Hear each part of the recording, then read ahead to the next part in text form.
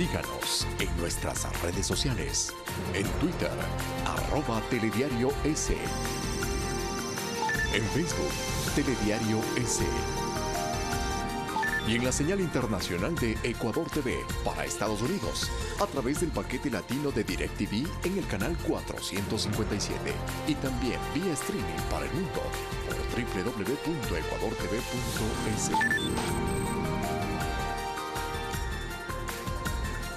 Amigos televidentes, muy buenos días. Gracias por acompañarnos en esta nueva jornada informativa. Aquí en Telediario arrancamos con las noticias en este espacio de información. Sofía, buenos días. ¿Qué tal, Diana? Muy buenos días. Así es, amigos, amigas de todo el país. Volvemos del feriado con la información más destacada de las últimas horas a nivel nacional e internacional. Estos son nuestros titulares.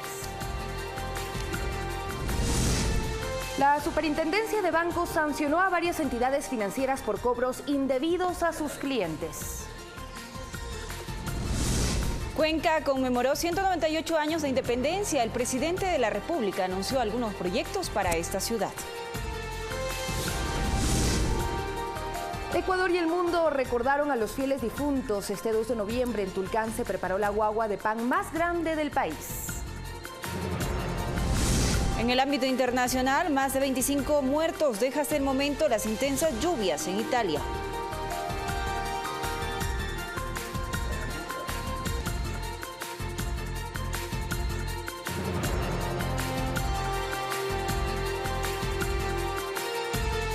Iniciamos con los detalles de la información, pues este 3 de noviembre Cuenca celebró sus 198 años de independencia.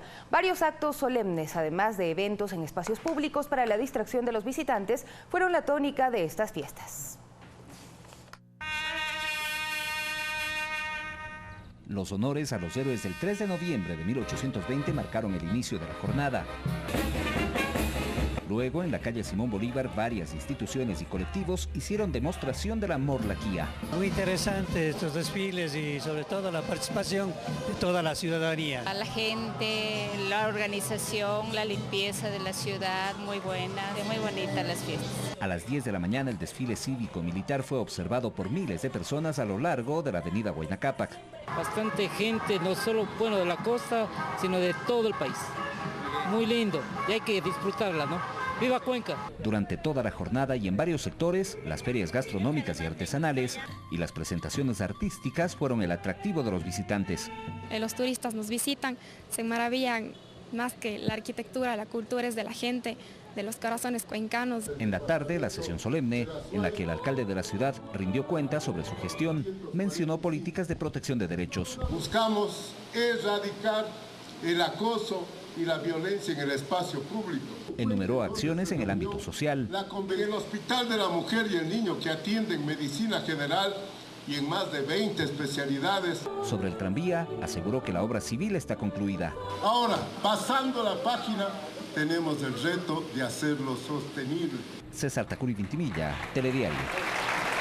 Y en la sesión solemne por los 198 años de independencia de Cuenca, el presidente de la República, Lenín Moreno, anunció el apoyo para la operatividad del tranvía y las gestiones que se harán para conseguir también vuelos directos desde esa ciudad a Estados Unidos. De inmediato, un resumen de las actividades cumplidas en la Atenas del Ecuador.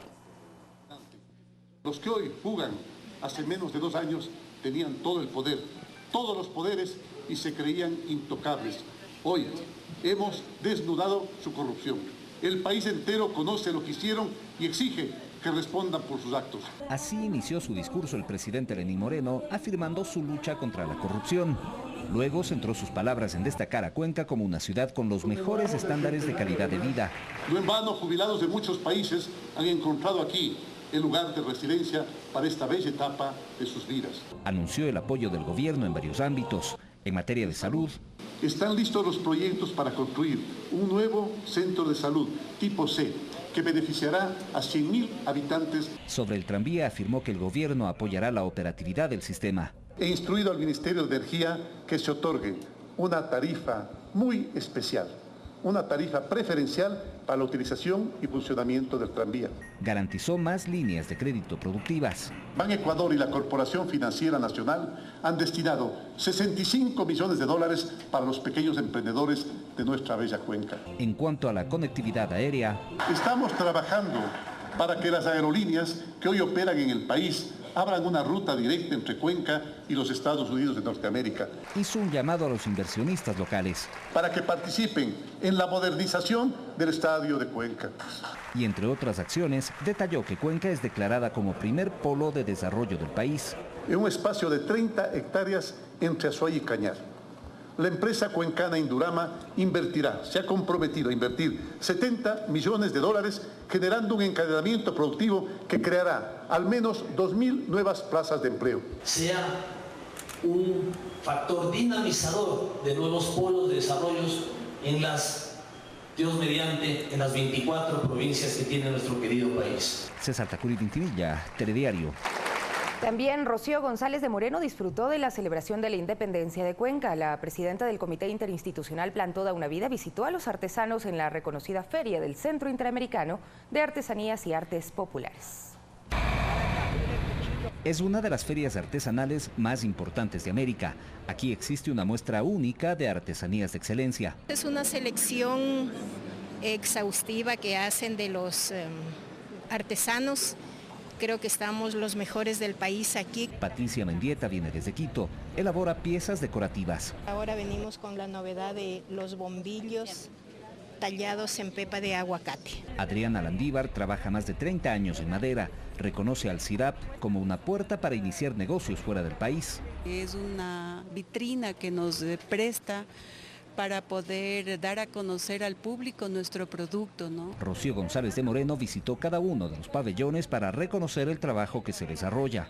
Apoyar muchísimo a los artesanos con capacitación. Menciona que desde el gobierno se busca fortalecer las negociaciones de los artesanos ecuatorianos para que su producto se posicione en el mercado internacional. Y hay que ser innovadores, buscar mercados, todo eso es con el apoyo del gobierno desde las distintas instituciones como ProEcuador. ProEcuador coordinó una rueda de negocios entre compradores de Inglaterra y Estados Unidos con cerca de 100 artesanos ecuatorianos con expectativas de venta de más de $70.000. César Tacurí Vintimilla, Telediario.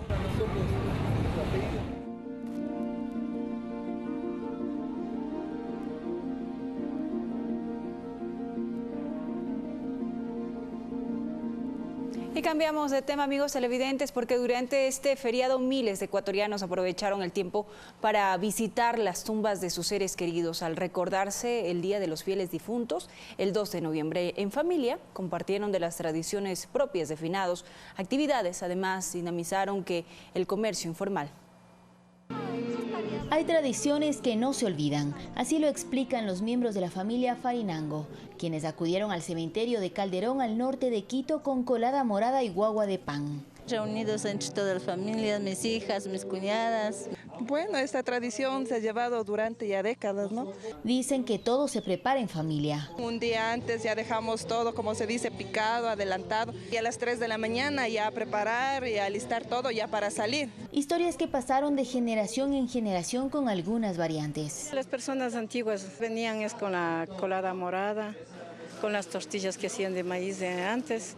Y con eso venían a hacer un mantel blanco y en una olla de barro traían la colada morada y se compartían en familia. Esta fecha además permitió el incremento de las ventas entre los comerciantes. Esta temporada trabajamos porque esos son los días que más nosotros esperamos. Muy buenas todas las ventas, sí. En otros cementerios de la capital, además de la liturgia, recordaron a sus seres queridos con actos simbólicos. Hay quienes optaron por fomentar el turismo interno de la capital y visitaron el primer cementerio público de Quito, el del Tejar, creado en 1795. Ahí se efectuaron recorridos teatralizados. Por ejemplo, en la capilla de San José de este cementerio se encuentran las criptas de ilustres personajes, como el de Eugenio Espejo. Es interesante conocer un poco más de la cultura y las tradiciones del Quito antiguo. Nuestras raíces, nuestra historia, muy interesante. De esta manera se vivieron las distintas actividades en este feriado. Olga Velasco, Telediario. Y también en Guayaquil miles de personas cumplieron con la tradicional visita a los cementerios por la conmemoración del Día de los Difuntos. Entre oraciones y nostalgia recordaron a sus seres queridos. Doña Aida realiza un recorrido muy extenso en el cementerio patrimonial de Guayaquil, que le conlleva casi toda una mañana. Además de sus padres, visita las tumbas de 9 hermanos. Éramos 10 hermanos, pero de mis 10 hermanos solo yo solita estoy, todos se murieron. Por ser la única con vida en su familia, siente la obligación de orar por el alma de todos ellos, como toda persona con sólidas convicciones católicas. Dios te salve María, llena de gracia, Señor es contigo, bendita eres de todas las mujeres. Como dice la Biblia, honra padre y madre. Esta es una manera de honrar a nuestros padres. Y al Señor pues no le pedimos una bendición, perdón para todas las almas que descansan en paz en el mundo entero. La tradición religiosa señala que piden el perdón de las faltas cometidas por aquellas almas que se encuentran en el purgatorio. Visitando a mi abuelita y a la abuelita de mi esposa, el papá también, por el motivo, digamos, esa tradición. Cada año por el Día de los Difuntos, este cementerio, declarado en el 2003 como Patrimonio Cultural Nacional, recibe a unas 600.000 personas.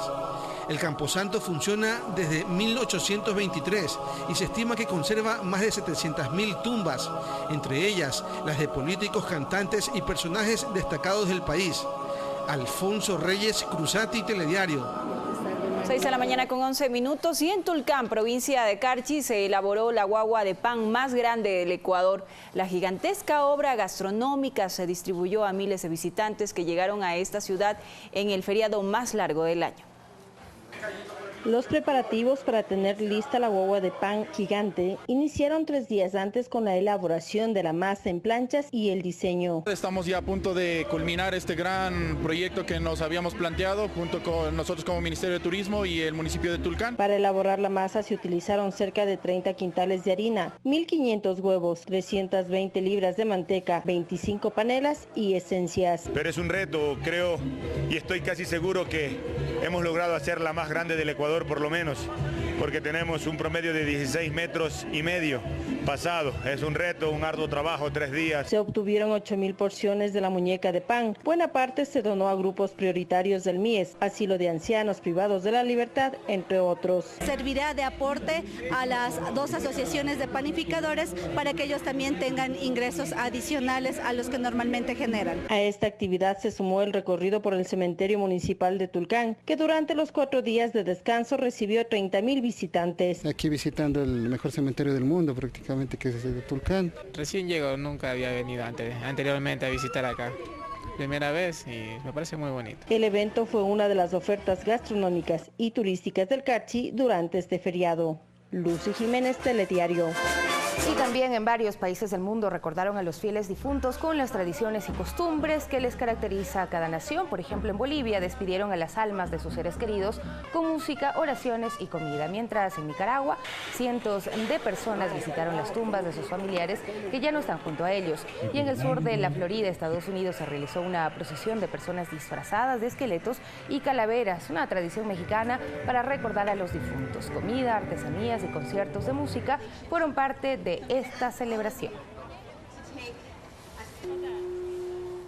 6 de la mañana con 13 minutos, momento de irnos a nuestra primera pausa. Al regresar continuaremos con más noticias. Así es, quédese con nosotros, los temas del mundo y también los deportes. Volvemos.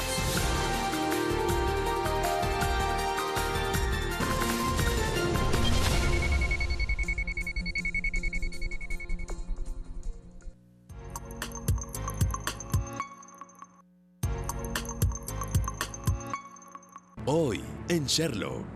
El último tren del viernes en la estación Westminster. Este hombre sube al último carro. Y el carro está vacío cuando sale de la estación. Explique eso, señor Holmes. No lleva explosivos. El compartimiento entero es la bomba. Sherlock. De lunes a viernes a las 18 horas. Por Ecuador TV. Después de 43 años, se ejecuta el Plan de Recuperación Vial Integral. Rompiendo barreras en nuestras calles y avenidas. 60 kilómetros de reasfaltado. Ahora el espacio público es un lugar más seguro. Nuestras obras son palabra cumplida. Alcaldía de Riobamba. Se viene el primer reality digital del Ecuador. Los medios públicos buscamos en esta ocasión al mejor panadero de Quito. 8 participantes competirán para demostrar sus habilidades elaborando pan. Tú decidirás quién sigue en la competencia y cada semana votarás por el nominado que quieras salvar. El 23 de noviembre tienes una cita en el Facebook Live de Ecuador TV para ayudarnos a encontrar al mejor panadero de la capital. Esto es En las Puertas del Horno.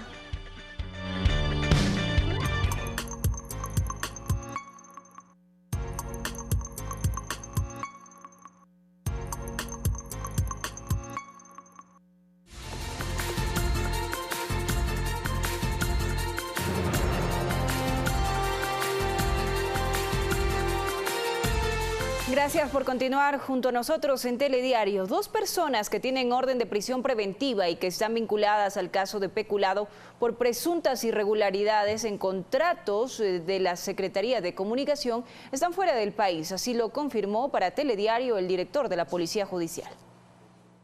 Se trata de la exdirectora de Talento Humano de la Secretaría de Comunicación, Vanessa Salgado, y de Elsa Vivanco, representante de la empresa Satre, quienes salieron del país días antes que la jueza Silvia Sánchez dicte la orden de prisión preventiva en su contra. Así lo dio a conocer el director de la Policía Judicial, Enrique Espinosa de los Monteros. El día lunes prácticamente comenzaríamos con todos los trámites legales solicitándole a la jueza para las respectivas notificaciones de hacer así el caso para que los 192 países que pertenecen a la Interpol pues nos puedan informar del paradero de estas personas. Quienes sí se encontrarían en el país son Juan Manuel Chiriboga, exdirector financiero de SECOM, y Galo Pacheco, exadministrador de contrato.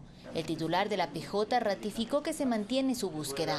La Policía Nacional está activada, dando cumplimiento a la disposición judicial y oportunamente que tengamos algún resultado o algún tipo de detención más, indicaremos. Hasta la fecha, 3 de las 7 personas a las que se les dictó la orden de prisión preventiva están detenidas. Se trata de Marco Antonio Bravo, ex subsecretario de Medios, su hermano Carlos Bravo, representante de la empresa Gota Azul, y Javier Lemos, exdirector administrativo financiero de SECOM, quienes fueron trasladados al centro de detención provisional en el Inca. Realizaremos todas las medidas necesarias para apelar a esta injustificada decisión de la jueza en esta Corte Nacional de Justicia. El ex subsecretario Pablo Llanes, el octavo vinculado en el caso, tiene la obligación de presentarse todos los días ante la Corte Nacional. Además, no podrá salir del país. Él es parte del programa de protección a víctimas y testigos. La Fiscalía investiga presuntas irregularidades en 3 contratos de la SECOM con las firmas Satre y Gota Azul, que habrían generado un perjuicio para el Estado de más de $254.000. Fernando Alvarado, quien también es investigado en el caso, se mantiene prófugo.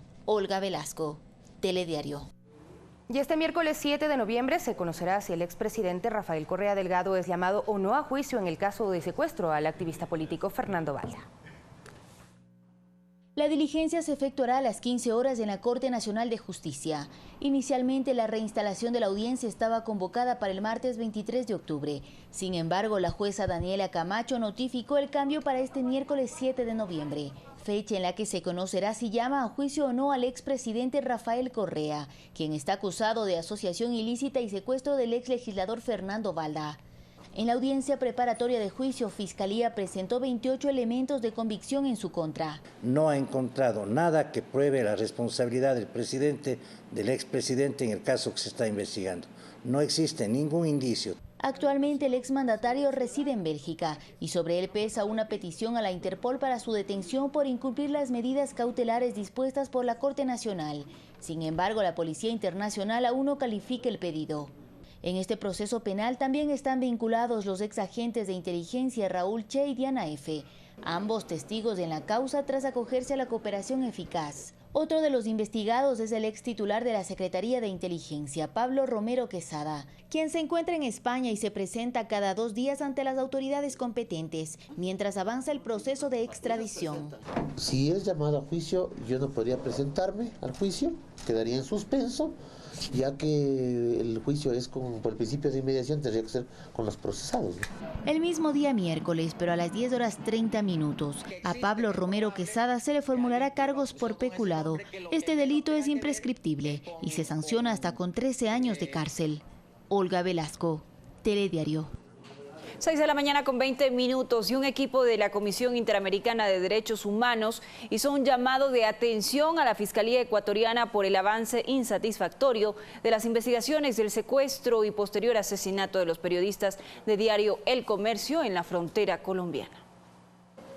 Se trata de un informe preliminar que elaboró el equipo de seguimiento especial de la Comisión Interamericana de Derechos Humanos, CIDH, con el fin de monitorear el avance de la investigación y sanción de los responsables del secuestro y asesinato de los periodistas Javier Ortega y Paul Rivas, así como del conductor Efraín Segarra. El documento señala que no se ha avanzado satisfactoriamente en la investigación y vinculación a proceso de los responsables y observa la necesidad de que la Fiscalía realice un esfuerzo integrador que permita incorporar a la investigación las evidencias obtenidas en varios procesos adelantados en relación con las advertencias y los ataques realizados por el denominado Grupo Frente Oliver Sinisterra. Esperamos que con esto finalmente la Fiscalía ecuatoriana acoja el pedido que tantas veces ha hecho la familia y los representantes de las víctimas, que es esclarecer las circunstancias del asesinato y del secuestro, pero en medio de un contexto. Y ese es el contexto de violencia de la frontera norte. Además, la CIDH recomienda a la Fiscalía del Ecuador incorporar una nueva línea de investigación en la que se evalúe la actuación y eventuales responsabilidades de los agentes sobre quienes pesaban específicos deberes de garante de la seguridad del equipo periodístico. Que indague sobre la participación de agentes estatales, y creo que esa palabra de la CIDH ahora tiene que ser honrada con una respuesta del Estado ecuatoriano. Se prevé que el 22 de noviembre la delegación de la comisión realice una tercera visita al país. En esta ocasión sería más técnica. No ha sido entregada la información correspondiente y esto ha entorpecido en cuanto al tiempo se refiere la investigación, y pues analizaremos justamente cuando venga el equipo de seguimiento especial justamente estas variables. Según la planificación, el informe final se entregaría en diciembre con observaciones, conclusiones y recomendaciones. Olga Velasco, Telediario. 6 de la mañana con 22 minutos. En otro ámbito de la información, 9 entidades financieras del país fueron sancionadas por la Superintendencia de Bancos debido a cobros indebidos. Aquí los detalles. Tras activarse la línea 1-800 indebidos, la Superintendencia de Bancos recibió en octubre más de 17.000 denuncias de cobros por servicios no financieros. Así lo informó su titular Juan Carlos Noboa durante una audiencia pública que efectuó la Defensoría del Pueblo, donde además reveló que como parte de las acciones de regulación y control se sancionó a 9 bancos. A Banco del Pichincha, Banco del Pacífico, Banco Diners Club, Banco del Austro, Produbanco, Banco de Machala, Banco General Rumiñahui, Banco Internacional, Banco Solidario. Y anunció que esta semana continuarán con auditorías a varias entidades financieras más, esto como parte de las tareas de supervisión. Después ingresaremos a otros 9, después a otros 5 o 6 y con eso terminamos y empezamos los procesos respectivos. Por su lado, el superintendente de compañías, Víctor Anchundia, señaló que desde el año 2016 ya alertó a las autoridades de irregularidades que hacían compañías de seguros. La superintendencia de compañías estableció que las compañías de seguros ofrecían un servicio, no había la firma de los quejas presentadas en aquella época y se hacían los débitos. Sí se establecieron sanciones individuales porque individuales eran las denuncias. Mientras desde la Superintendencia de Control del Poder del Mercado se indicó que se abrieron 3 expedientes de oficio y que también podrían terminar con sanciones. Con hasta el 12% si es un expediente de abuso de poder de mercado y si es un expediente de prácticas desleales es hasta el 10%. Olga Velasco, Telediario. 6 de la mañana, 23 minutos. Preste atención, el Consejo Nacional Electoral aprobó el diseño de las papeletas para los comicios seccionales de marzo de 2019. La impresión de los documentos costará alrededor de $5 millones. Este es el modelo de papeleta para los candidatos al primer Consejo de Participación Ciudadana y Control Social designado por voto popular. El Pleno del Consejo Nacional Electoral aprobó además el diseño para elegir a las 5.663 autoridades y de los certificados que recibirán los ciudadanos. El presupuesto que teníamos máximo para la impresión de papeletas era de $6 millones, ahora está fluctuando en $5 millones. La reducción es por la depuración de alrededor de 70.000 registros del padrón electoral. Y seguimos trabajando con el Consejo Electoral y serán menos documentos electorales los que se impriman y por lo tanto será también un ahorro adicional para el país. más de 13 millones de electores recibirán 5 papeletas para elegir a 221 alcaldes, 23 prefectos, 23 viceprefectos, 868 concejales urbanos, 437 concejales rurales y 4.084 miembros de juntas parroquiales. Iniciará la contratación lo más pronto posible y ya empezaremos con el proceso de impresión de papeletas. El CNE anunció que reciclará algunos de los implementos que se utilizarán en los comicios de marzo de 2019. Biombos, paquetes electorales y urnas electorales. Hemos decidido que estos materiales no tengan la impresión específica de la fecha en la que se va a realizar la elección, para que los mismos puedan ser reutilizados. De acuerdo al cronograma, el Consejo Nacional Electoral iniciará las inscripciones de candidatos a partir del jueves 22 de noviembre. Valeria Villarroel, Telediario. Y el 85% de los postulantes al Consejo de Participación Ciudadana y Control Social, que será elegido en las urnas en 2019, no cumplió con los requisitos. El Consejo Nacional Electoral deberá anunciar la lista final el 14 de noviembre. Son 28 los candidatos que fueron admitidos para la conformación del Consejo de Participación Ciudadana y Control Social, que será elegido en marzo de 2019. El Pleno del Consejo Nacional Electoral acogió la recomendación de la Comisión Técnica que revisó las carpetas de los postulantes. Son 8 mujeres, 18 hombres, más 2 representantes de pueblos y nacionalidades indígenas del país. Figuran en la lista el expresidente del Parlamento andino y exasambleísta Fausto Lupera, Ricardo Rivas, hermano del fotoperiodista Paul Rivas, asesinado en la frontera, David Rosero Minda, ex consejero del Consejo de Participación Ciudadana, y el abogado Hernán Ulloa Ordóñez. En el concurso participaron 201 personas, 3 renunciaron. El 85% no cumplió con requisitos como título de tercer nivel, probidad notoria en el manejo de recursos públicos, haber participado en iniciativas sociales o de lucha contra la corrupción. Porque pertenecían a una organización política, 90 por otros temas de requisitos o otras inhabilidades. Entre el lunes 5 y el viernes 9 de noviembre se abrirá el proceso de impugnaciones contra los postulantes, quienes tendrán 3 días para presentar las pruebas de descargo. Y la publicación y difusión de la lista definitiva de los candidatos a consejeros el 14 de noviembre. Mientras que quienes no fueron admitidos en el concurso también podrán apelar la decisión del CNE. Según la ley reformatoria, al Consejo de Participación se deberán conformar 3 listas para la elección de los 7 consejeros principales y el mismo número de suplentes, una de mujeres, otra de hombres y la tercera con los representantes de pueblos y nacionalidades del país. Valeria Villarroel, Telediario. Y en las noticias económicas, una proforma presupuestaria austera presentó el gobierno para el año 2019, cuyo valor supera los 31.300 millones de dólares. De inmediato les presentamos más detalles de la propuesta de ejercicio fiscal planteada por el Ejecutivo. El manejo responsable, transparente y disciplinado de los recursos públicos y el control de los gastos excesivos es el objetivo de la proforma presupuestaria para el año 2019, que es menor en un 2.8% a la del 2018. El presupuesto es una expectativa de gasto, es un hasta. El gobierno ha previsto para 2019 un crecimiento del PIB de 1.43%, una inflación del 1.07% y un precio de exportación del barril de petróleo de $58.29. Se totalizarían al 2019 cerca de un poco más de 200 millones, 206 millones de barriles. El déficit del presupuesto del Estado para el próximo año será de 3.655 millones de dólares.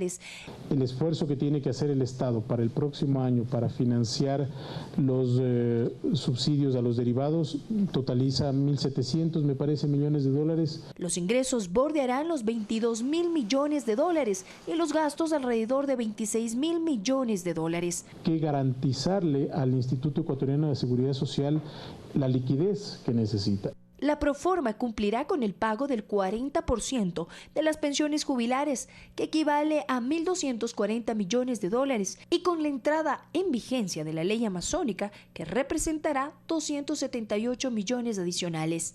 Se genera una mayor presión en el gasto por el 40% de las pensiones jubilares que el Estado tiene que iniciar a pagar.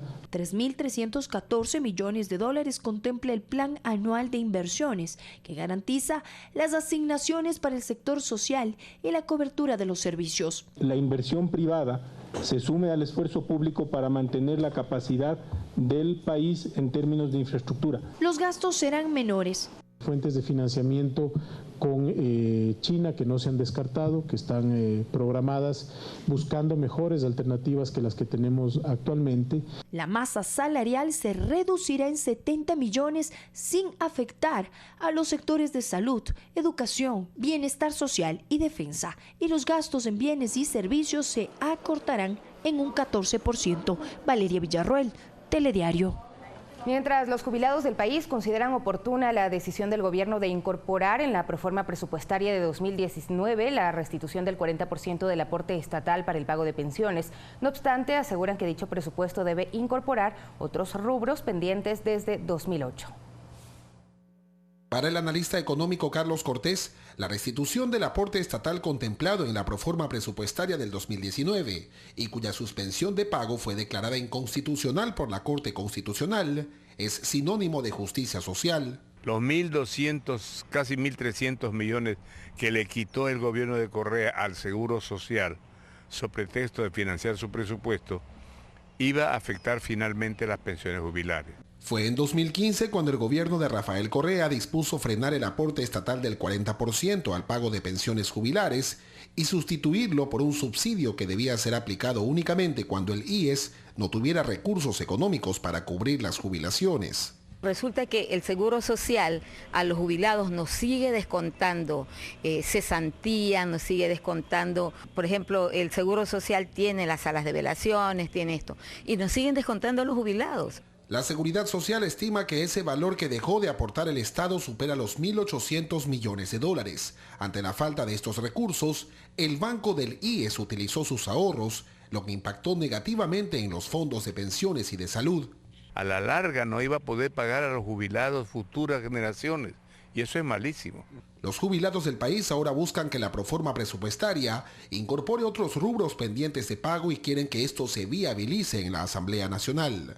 El pago de la bonificación del incentivo jubilar para los maestros jubilados, que desde el 2008 no se paga completo, 2008, 2009 y 2010. Y a partir de mediados del 2014 no se le ha pagado ni a un solo maestro. En Guayaquil, César Eduarte, Telediario.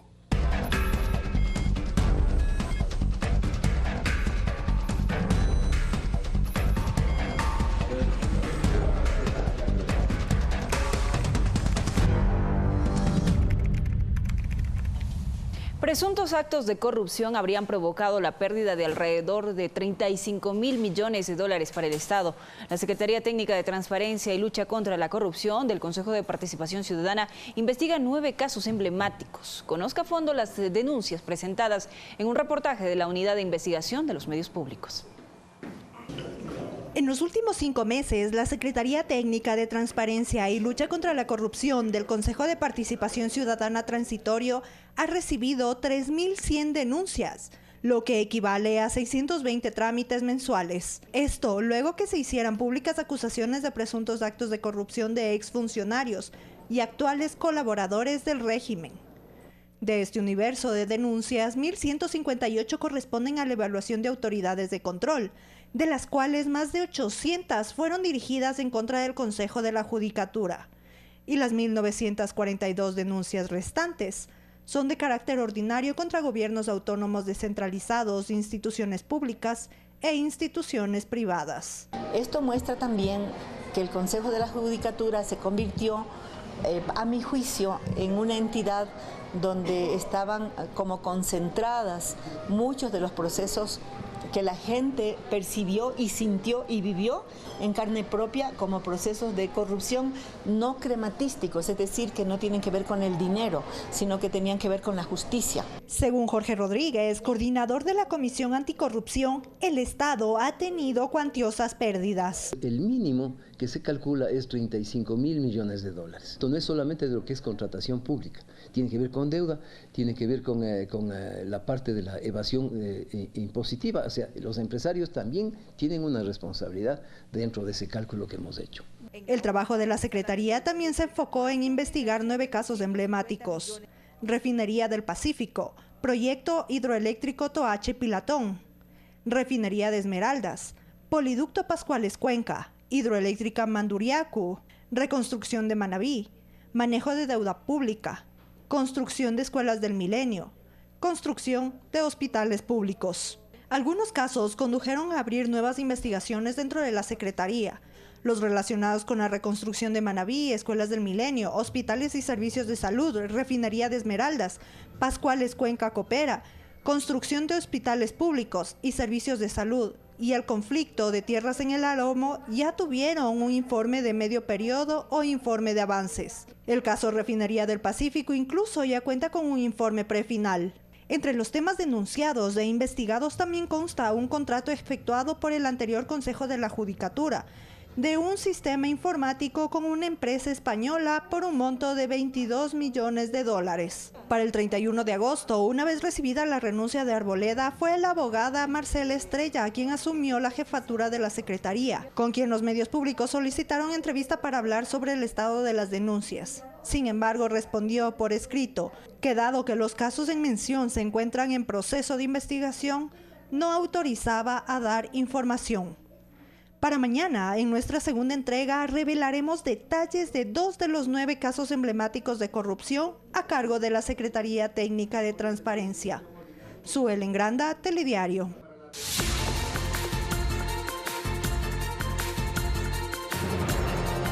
El expresidente de Perú, Alberto Fujimori, a través de su cuenta de Twitter, se pronunció sobre su hija Keiko. Textualmente indicó: hija mía, siento mucho haberte metido en el mundo de la política que te ha hecho tanto daño. Te pido perdón por eso, solo espero tener las fuerzas y la vida para verte como en ese día libre al lado de mis nietecitas. El texto fue publicado con una fotografía. Keiko Fujimori está en prisión preventiva por el presunto delito de lavado de dinero en la campaña electoral de 2011. Las investigaciones continúan en este caso. El mal tiempo en la isla de Sicilia, al sur de Italia, deja a 12 personas muertas. Las intensas lluvias y los fuertes vientos azotan el país europeo desde hace más de una semana. Varias regiones se mantienen en alerta. Ya son más de 25 personas fallecidas a causa del temporal.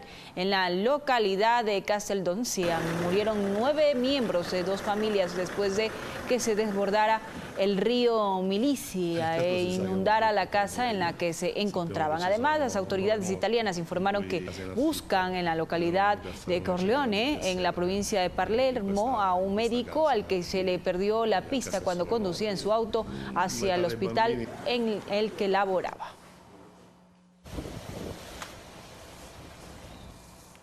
6 de la mañana con 37 minutos, es momento de los deportes. Le damos la bienvenida a Chobo Álvarez en este día lunes, luego del feriado. ¿Cómo quedó la tabla? Querido Chobo, buenos días. Qué gusto tenerlo aquí con nosotros. Qué bueno regresar del feriado y encontrarme con ustedes.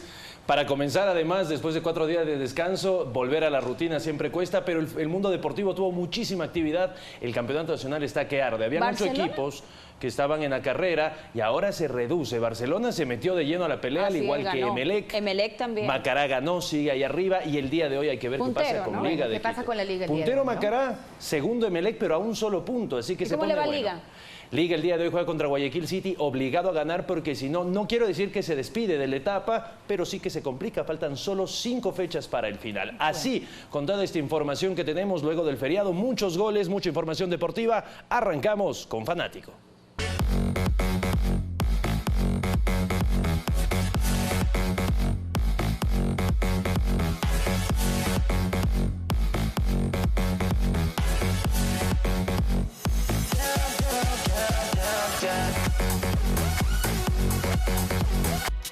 Buenos días, señor. Gracias por la información deportiva.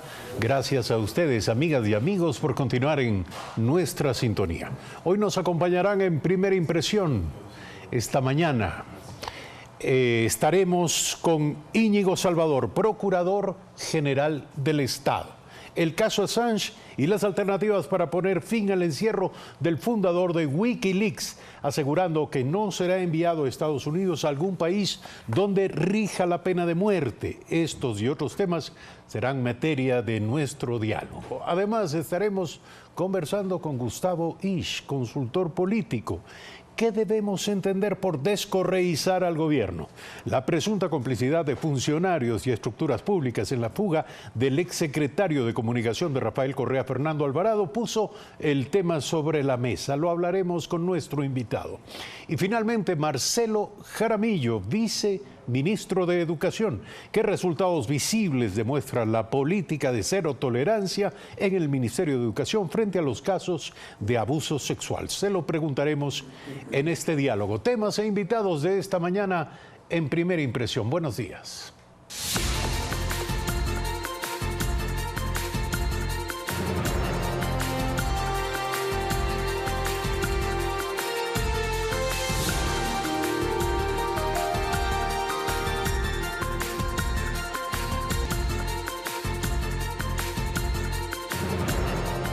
Son las 6 de la mañana con 57 minutos. Gracias, amigas y amigos, por seguirnos a través de la señal nacional de Ecuador TV. Esta mañana, como siempre, les recomendamos la lectura de diario El Telégrafo. El Telégrafo nos dice: Salazar, el fiscal Salazar, el Estado se va alineando contra la corrupción. Organismos como la Unidad de Análisis Financiero y Económico, UAFE, y el Consejo de Participación Ciudadana Transitoria se unen para adelantar las investigaciones que permitan identificar, entre otros delitos, el lavado de activos y el narcotráfico. Además, en la frontera denuncian presiones de la guerrilla. De cara a las elecciones del 2019, se ha detectado que dirigentes políticos y candidatos reciben ofertas de fondos por parte de grupos irregulares. Y finalmente, con un amplio despliegue gráfico, los cuencanos se emocionan con las pruebas del tranvía. El transporte ecológico realiza recorridos de prueba y en marzo de 2019 estará ya operando.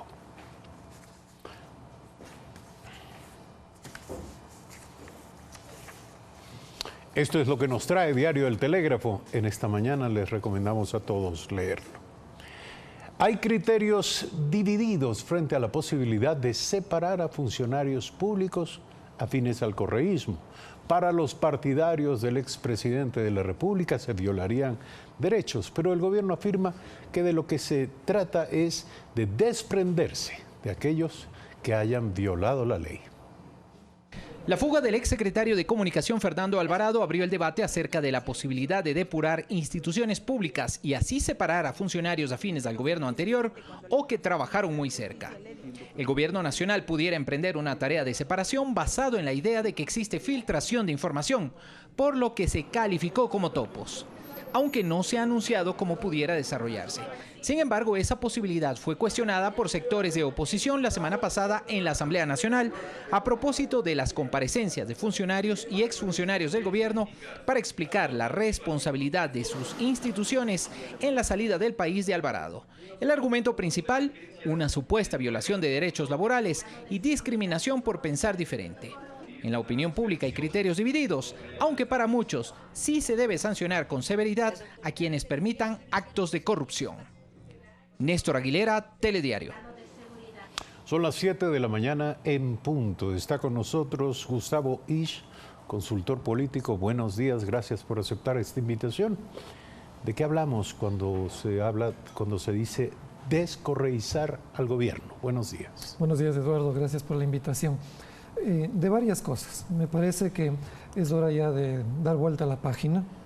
Una cosa es el gobierno y otra cosa es el ejercicio del poder. No hay poder que dure eternamente y el gobierno ya cambió. Hace 10 años teníamos un gobierno, ahora tenemos otro. Es indispensable que la ciudadanía y que todos los actores políticos entendamos que es muy necesario, que es indispensable, diría yo, pero que también es posible y de alguna manera se ha venido haciendo, descorreizar el país. ¿En qué sentido? El gobierno actual y sobre todo desde el llamado al referéndum de febrero pasado, está empeñado en una línea de reinstitucionalización del país. Me parece que eso es un punto que es fundamental porque marca una ruptura en lo que vivimos la década pasada en el sentido de una falta de autonomía de las funciones del Estado y una serie de comportamientos y de conductas que en lo político fueron absolutamente negativas para el conjunto de la sociedad.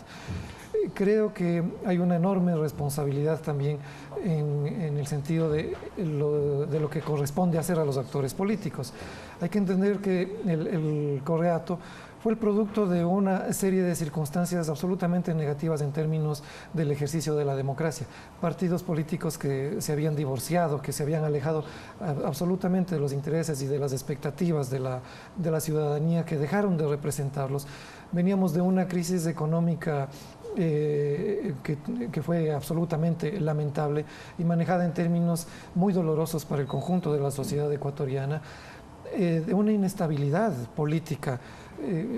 Históricamente no se había visto en una década la inestabilidad que se vivió antes del advenimiento al poder del gobierno de la llamada Revolución Ciudadana. Es decir, el Correato es producto de todo eso.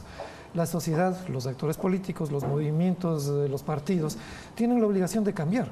Las fuerzas productivas, los empresarios privados, tienen la obligación de pensar en el país, no solamente en los intereses de sus grupos, y todos apuntalar hacia un camino y hacia una meta que sea favorable para el conjunto de las aspiraciones de los ecuatorianos. Ahora, en concreto, le voy a preguntar, ¿qué tan cierta es la presunción de que las estructuras del Estado ecuatoriano todavía están en manos o todavía siguen directrices, responden a las órdenes del expresidente Rafael Correa? A ver, es evidente que el proceso de transición política al interior del gobierno reflejó la presencia de algunos actores, de algunas vocerías muy cercanas a lo que fue el anterior régimen. Con el paso del tiempo, estas vocerías, estos actores han venido alejándose o han sido alejados por parte del actual mandatario y eventualmente entiendo yo que ese proceso de transición ha sido un proceso de transición difícil, que incluso ha generado una serie de inquietudes por parte de la ciudadanía, una serie de suspicacias en algunos medios de comunicación, porque se entendía o se deseaba que aquellos personajes y que aquellas voluntades que gobernaron 10 años atrás hubiesen dado un paso al costado y este régimen hubiera empezado prácticamente desde cero. Pero eso políticamente es muy difícil. Ahora, una cosa es el nivel absoluto. Por eso le pregunto, ¿cuál es el grado de penetración de aquellos que no responden a las órdenes, a las directrices del actual presidente, sino del anterior? A mí me parece que es cada vez menor, que es evidente que existe. La fuga del ex secretario de Comunicación es un hecho que marca la existencia de una serie de complicidades, de una cadena de complicidades que tienen que ser develadas y tienen que ser sancionadas. Y ahí no hay de por medio, entiendo, ningún tipo de persecución política, porque se trata de un delito. Y los delitos tienen que ser sancionados. No se puede medir con varas distintas a actores políticos en términos de la aplicación de las leyes. Me parece que es indispensable en ese sentido que el gobierno actual y que toda la ciudadanía y los actores políticos entiendan que más allá de la corrupción hay un nivel adicional al que hay que prestarle mucha atención y que es el de la impunidad. O sea, no se puede solamente detectar que han habido actos de corrupción, se tiene que ubicar a los responsables y se tiene que sancionarlos, porque lo que en este momento se percibe por parte de la ciudadanía es que persiste todavía un nivel de impunidad que viene a ser ya intolerable a estas alturas. Ahora, sin embargo, la impunidad ha sido un problema en el país desde hace muchísimo tiempo. Probablemente ahora hay nuevas razones que explican los mecanismos de impunidad, pero la impunidad es un problema casi estructural en el país. Sí, ha habido impunidad, pero lo que no ha habido anteriormente, sobre todo con la fuerza con la que se vivió en la década pasada, es un control absoluto de la institucionalidad, de control de justicia, que impidió desde la misma Asamblea establecer casos que pudieran dar con los responsables de temas ligados a la corrupción, con personajes absolutamente vinculados con la corrupción. Había impunidad en gobiernos anteriores, había corrupción en gobiernos anteriores, pero no había un control y un sistema que impedía que las autoridades, que los organismos de control, que los organismos de justicia hicieran su trabajo. En este sentido, entiendo y miro que se están dando pasos que son importantes y que hay que reconocer de cara a esa deseada y necesaria institucionalización del país. Ahora, si siempre es preocupante que haya quinta columnas en cualquier gobierno, en definitiva, que están allí, no con la consigna de propiciar el éxito de las políticas públicas, sino todo lo contrario, de impedir ese éxito. Si eso es preocupante siempre, en cualquier condición, lo es más todavía pensando que puede haber quinta columnas dentro de las propias fuerzas de seguridad y estructuras de inteligencia del gobierno. No existe absoluta claridad respecto de cuál ha sido la transformación institucional dentro de la SENAIN, por ejemplo, y de qué grado de depuración estamos hablando respecto de estas influencias del pasado. ¿Cree usted que este es un tema pendiente también? Me parece que es un tema que debe transparentarse, como deben transparentarse y comunicarse mejor algunos de los aspectos vinculados con esta preocupación. Creo que un liderazgo nacional por parte del Ejecutivo requiere precisamente claridad, oportunidad y consistencia en la toma de medidas que permitan a la ciudadanía mirar con absoluta claridad, percibir cuáles son estas tareas que faltan por cumplirse, si es que así es, y cuáles son los mecanismos que se están adoptando para llegar a esas metas de transparencia en el manejo del gobierno, en el manejo del Ejecutivo. Por cierto, el país no puede seguir pensando y no puede seguir secuestrado por una lógica en la que aparentemente estaríamos dependiendo de la crisis o de la voluntad ni siquiera de una organización política en este momento, sino de la voluntad de un grupo muy pequeño de políticos que lideraron anteriormente el destino de este país. Eso y si me permite, yo también añadiría que hay un cierto secuestro en aquello de pensar o de creer que la política al final del día es una suerte de competencia o de conflicto entre dos personas, el presidente de la República y el expresidente de la República. Eso empobrece la visión política del país. Y creo que el gobierno ha sido oportuno en la aclaración de que no se trata de perseguir las ideas, se trata de perseguir las irregularidades cometidas por las personas, no sus ideas ni sus creencias. Es decir, puede que haya personas dentro de la estructura del Estado que sigan adhiriendo a los planteamientos del expresidente de la República, y eso no necesariamente les convierte en personas que hayan cometido ninguna irregularidad. Sin embargo, parece que al mismo tiempo, ante este empobrecimiento de los términos del debate político, hay un proceso inacabado de clarificación política respecto de qué es lo que la actual visión política del gobierno reivindica de los últimos 10 años en términos ideológicos, no en términos de vinculación o influencias personales. ¿Piensa usted que este es un tema todavía pendiente? Sí, concuerdo plenamente con el espíritu de la pregunta que usted formula, Eduardo, porque el país no puede seguir viviendo en función de un empobrecimiento del debate, pero que finalmente se circunscribe a una lógica cuasi conspirativa en el ejercicio de la política. Una cosa es la oposición y otra cosa es la conspiración. Una cosa absolutamente saludable en democracia es la diversidad de criterios y otra cosa absolutamente perniciosa en democracia es esa orientación absolutamente negativa de cuestionarlo todo, de criticarlo todo, en orden a establecer una estrategia para desestabilizar la gestión de un régimen, sea cual fuere. Me parece que definitivamente en ese sentido hay que dar pasos muy importantes que no le corresponden solamente al gobierno, le corresponden también a la oposición política, como decía hace un momento, y le corresponden a la ciudadanía, le corresponden a los mismos medios de comunicación. No pueden seguirse manejando las redes sociales como un espacio de desinformación y de lapidación, simbólicamente hablando, de las voces disidentes. Entiendo que el régimen actual marca una diferencia también en ese sentido cuando hace un llamado desde que asume el poder al diálogo. a trabajar mediante consensos, a no perseguir las voces disidentes, las voces diferentes. Pero creo que también hay límites en el sentido de tender la mano y no tomar las medidas que en lo que la justicia establece deben ser tomadas de una manera oportuna y clara. O sea, si hay llamados, por ejemplo, por parte de líderes políticos, sea cual sea el origen de estos liderazgos, para tomarse las instituciones públicas, para caotizar las vías de todo el país, etcétera, etcétera, y lo hacen, y lo empiezan a hacer de alguna manera. Hay organismos de control, hay organismos de justicia, hay organismos policiales que están llamados a cumplir con su deber. Hay una fiscalía que puede actuar de oficio.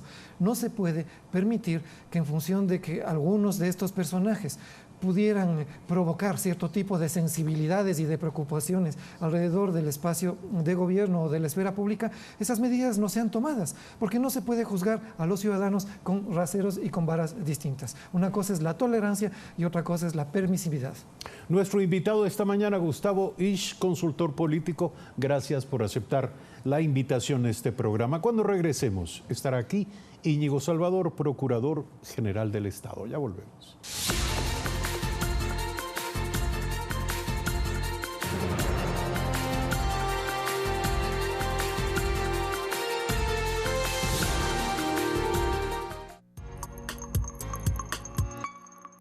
Qué importante es tener un seguro de salud, porque nunca sabes cuándo aparecerán las enfermedades. Un seguro de vida para saber que a tu familia nunca les faltará nada. Uno que proteja el vehículo que tanto trabajo te costó tener. Y otro que proteja tus bienes contra desastres naturales. Este no es un seguro común, porque no todas las aseguradoras tienen un seguro para nosotros los agricultores. Ellos creen que somos un negocio de riesgo, pero hay una que sí apuesta por nosotros. En Seguro Sucre tenemos el único seguro agrícola para proteger la inversión y el trabajo de nuestros agricultores. Seguro Sucre, aseguramos lo que importa de verdad. Una empresa de todos los ecuatorianos que protege lo que es nuestro. El gobierno de todos. Ella es Lale. A pesar de su tumor cerebral y problemas con su esposo, tiene ganas de vivir y volver con sus hijas. Ates, su doctor y amigo, está dispuesto a ayudarla. Conoce su historia en Mi Último Deseo. De lunes a viernes 21 horas, por Ecuador TV. La mejor manera de resolver los conflictos es a través del diálogo. Para esto, los centros de mediación de la Prefectura de Pichincha ofrece a toda la comunidad consultas legales gratuitas, solución pacífica de conflictos para fijación de pensiones alimenticias, problemas laborales, civiles, de inquilinato y más. Visítenos en Plaza República, calle Manuel Arrea y Ante, edificio de la Prefectura. Calderón, calle 9 de agosto, OE 494, entre Paredes y Quitus. Sonanda, calles Teniente Hugo Ortiz y Cardenal Marcelo Espínora, segundo piso. Prefectura de Pichincha. Dejamos huella.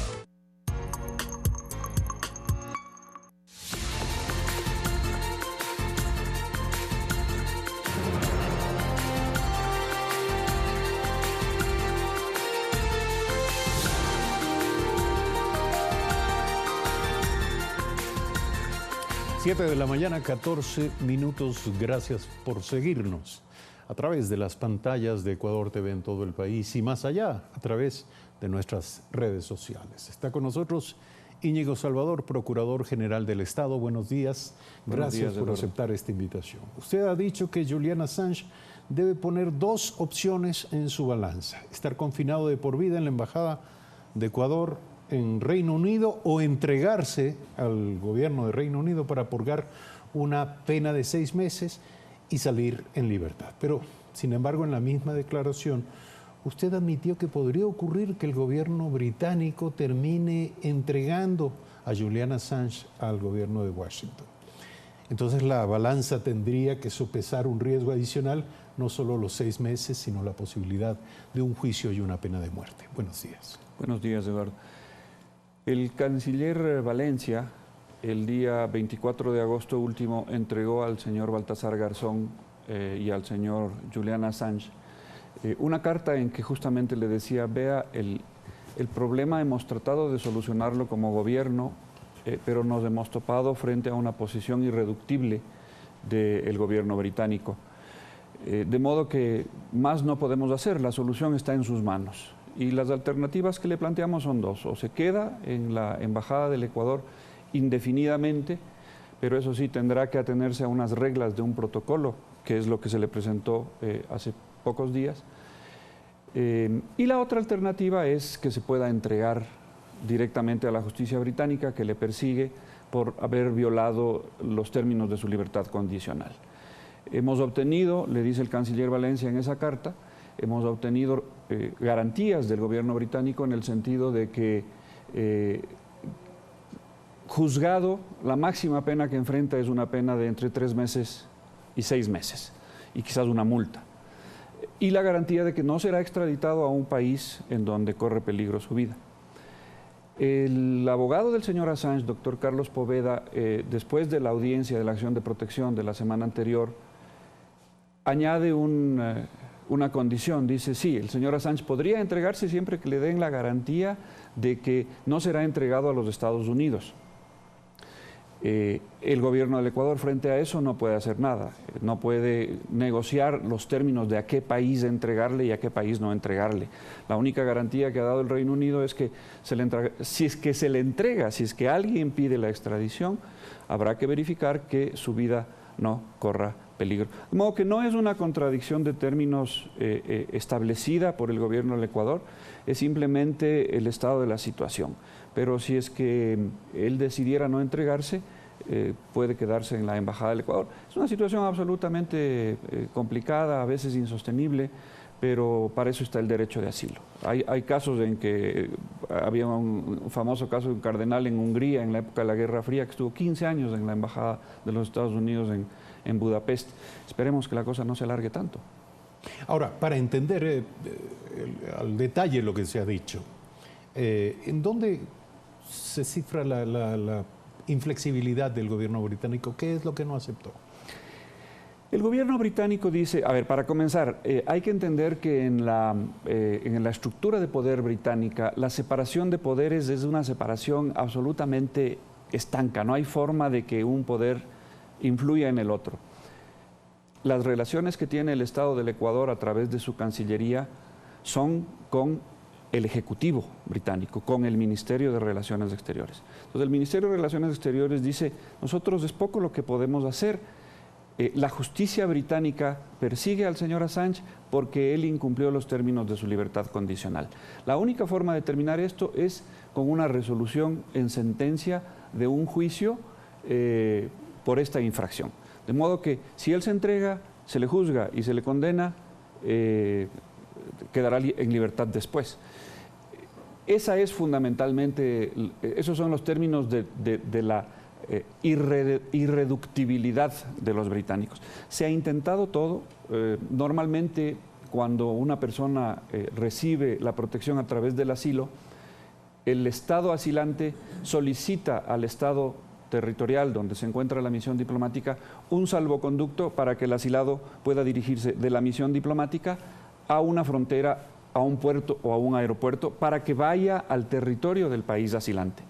En este caso el Reino Unido se ha negado justamente porque existe un juicio pendiente contra el señor Assange. Ahora, más allá de cualquier controversia, ¿usted define al señor Assange como refugiado bajo protección del Estado ecuatoriano en calidad de ciudadano ecuatoriano o de asilado?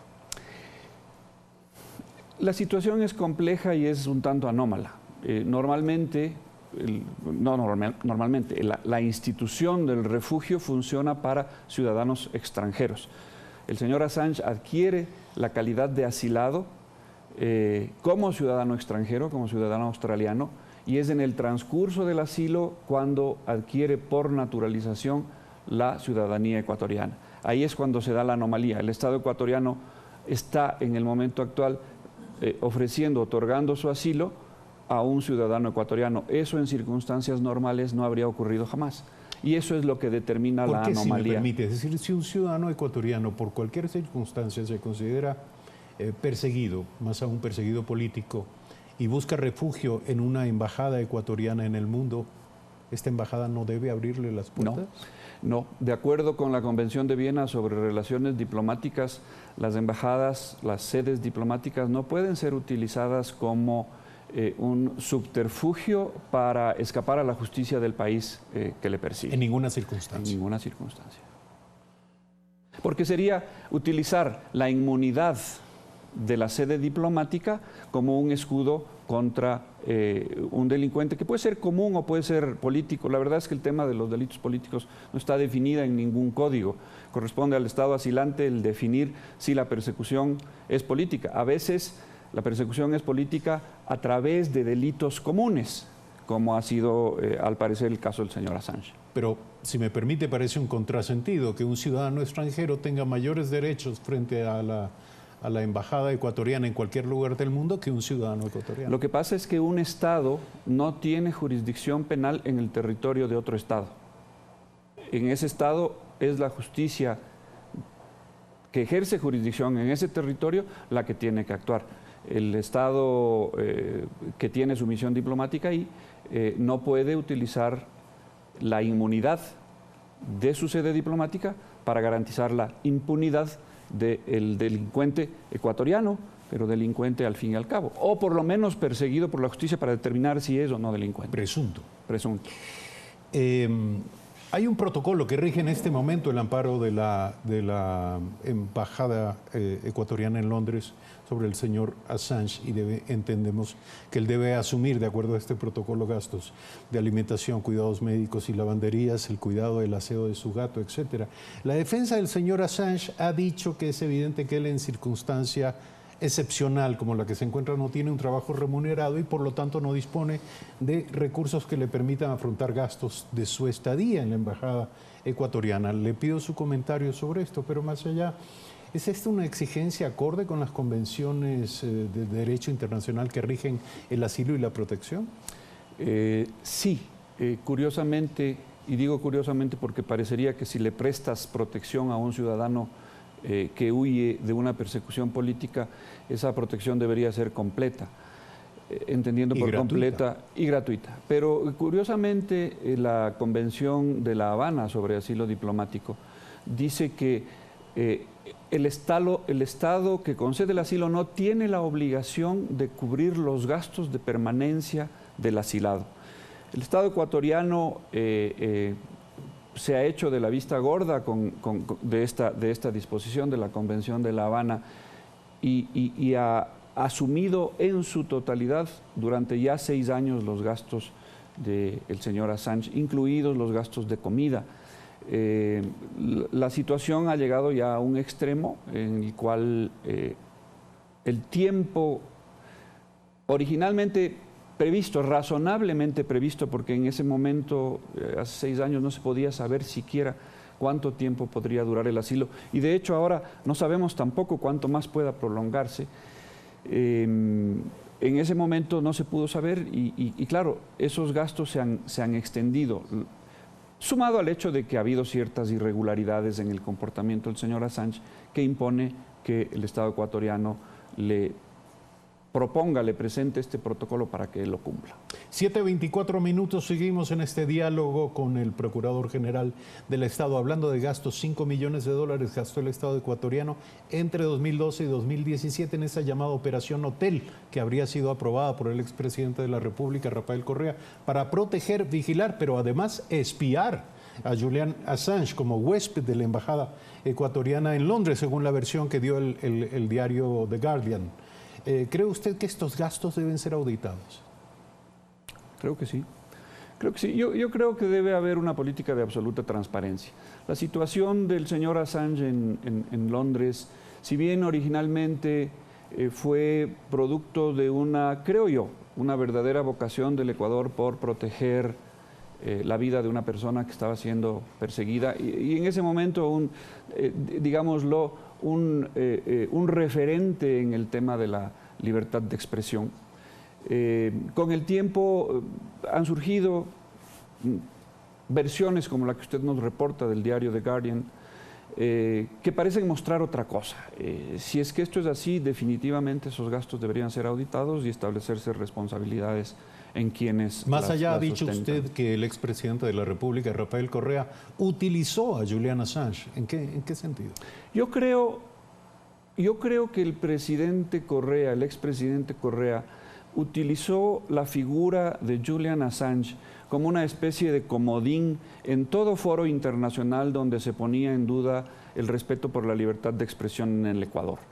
Se le acusaba en la Comisión de Derechos Humanos, se le acusaba en la Relatoría de Libertad de Expresión. Entonces el gobierno del Ecuador decía, pero ¿cómo me van a acusar a mí de violar la libertad de expresión si nosotros estamos brindando asilo al más grande exponente de la libertad de expresión en el mundo, que es Julian Assange? Par de preguntas finales y temas infaltables. ¿Cuáles son las causas que en este momento justifican que el Ecuador mantenga la contratación de servicios de representación legal con bufetes y abogados en el exterior? Existen un sinnúmero de procesos arbitrales que todavía siguen y existen notificaciones de nuevas controversias arbitrales que podrían concretarse en nuevos juicios arbitrales. El Estado ecuatoriano tiene que defenderse. Lo que yo sí propongo es una defensa igualmente de vigorosa, pero con un control de los gastos mucho más estricto. Pero usted ha dicho que la falta de control del anterior procurador ha conducido al mal uso y al abuso de recursos en ciertos gastos de la defensa del país. Mencionaba usted gastos de viaje, viáticos excesivos e innecesarios. Sí. Yo creo que durante la década anterior la Procuraduría se contagió un poco de esa atmósfera de dispendio que ahora encontramos que había en todo el aparataje estatal y que por esa razón se incurrió en gastos que habrían podido ser evitados sin que ello redunde en un desmedro de la defensa de los intereses del Ecuador. Para concluir, ¿qué hará el Estado ecuatoriano frente al fallo contrario a nuestro país en este tribunal arbitral de La Haya en el caso llamado Chevron 3? En el caso Chevron, lo primero que hemos hecho es presentar ya una solicitud de interpretación, es decir, le decimos al tribunal, hay cosas que no están claras. Explique. Explique, aclare. ¿Cómo pretende usted que tomemos estas medidas que usted supone, que usted ordena que se tomen cuando en el ordenamiento jurídico ecuatoriano eso no es posible? Esperamos una respuesta del tribunal hasta fines del mes de noviembre. Hemos iniciado también ya la preparación del escrito por el cual se demanda la nulidad del laudo arbitral en las cortes holandesas, que son las competentes para conocer de esta nulidad. Hasta fines de este mes tendremos que haberlo presentado y ese es un juicio aparte, paralelo al proceso arbitral, que no sabemos cuánto tiempo vaya a demorar, pero probablemente un par de años. Gracias, señor Procurador, por estar aquí esta mañana. En Primera Impresión, Íñigo Salvador, nuestro invitado en esta mañana. Muchas gracias. El ministro de Educación, Fander Falconi, ratificó la semana pasada que se mantiene vigente la política de cero tolerancia frente a las denuncias de abuso sexual en el ámbito de la educación. El funcionario dio cifras del plan de intervención en escuelas y colegios.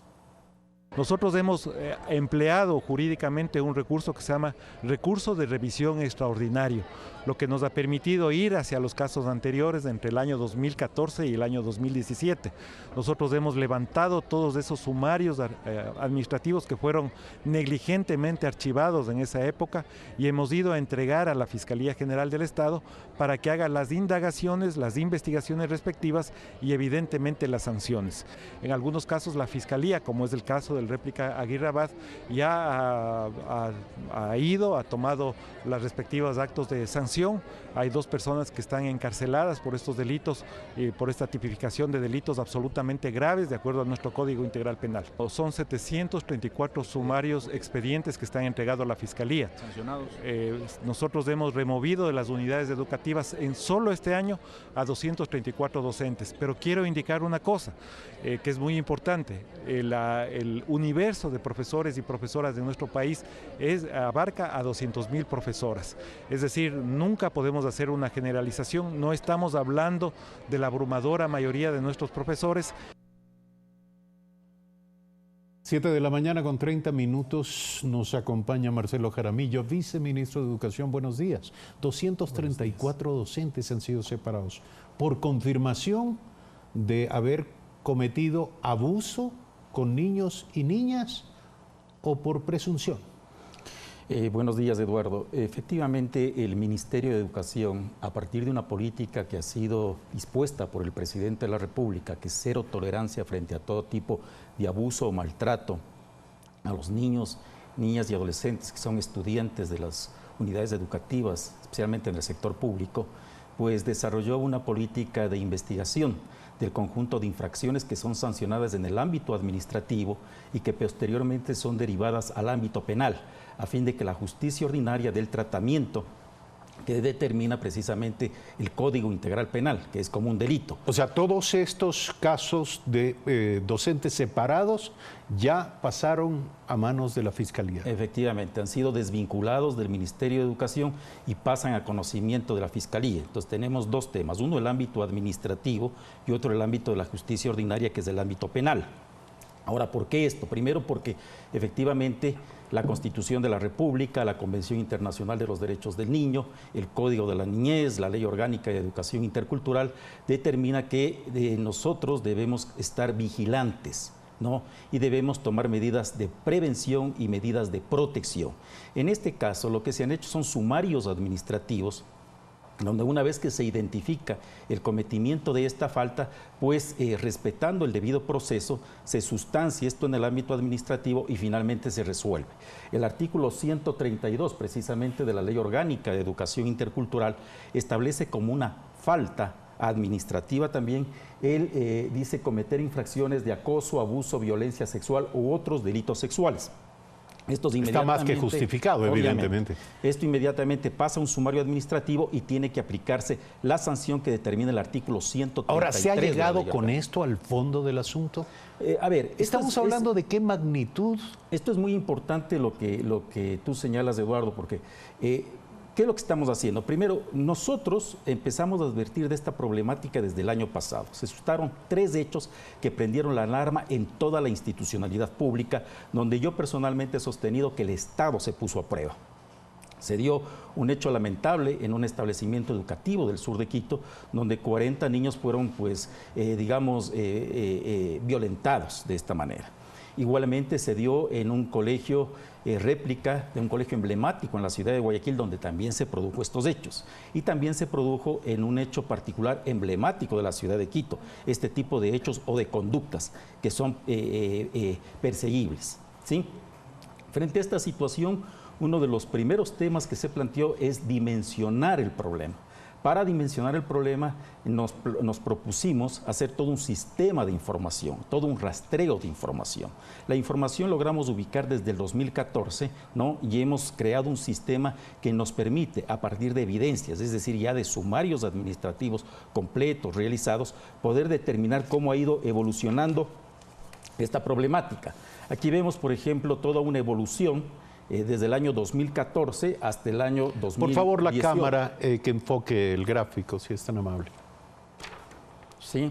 Ustedes ven, por ejemplo, del 2014 empezamos con 61 casos, el 2015 79, el 2016 190 y el 2017, cuando empieza efectivamente a consolidarse una política pública para tratar de erradicar este tipo de conductas o comportamientos que lesionan los derechos de los estudiantes, pues vemos que subió a 404 y en el año 2018, 465 casos. Pero si me permite, este sigue siendo la cara visible del problema.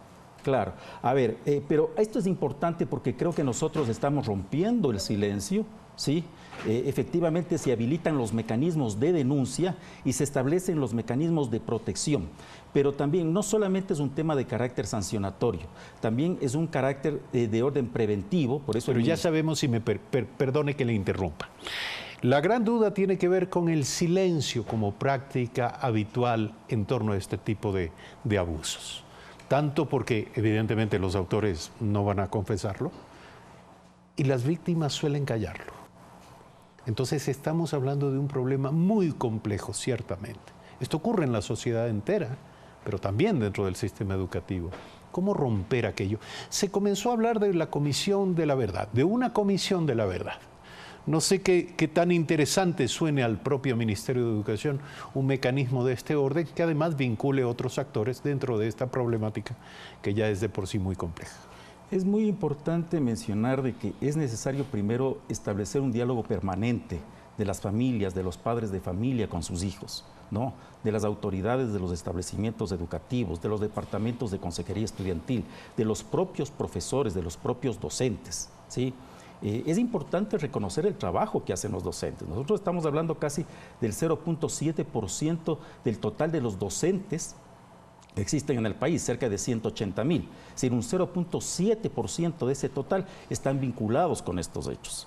Porque el docente efectivamente tiene también una labor de acompañar, de ver el comportamiento de los chicos y de proteger a los chicos.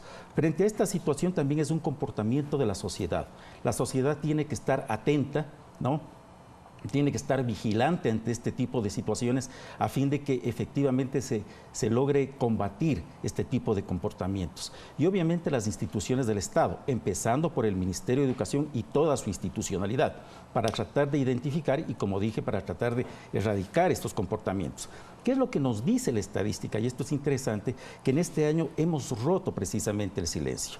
Hay estos mecanismos a veces disuasivos de que no presenten la denuncia, que se van a meter en problemas. No.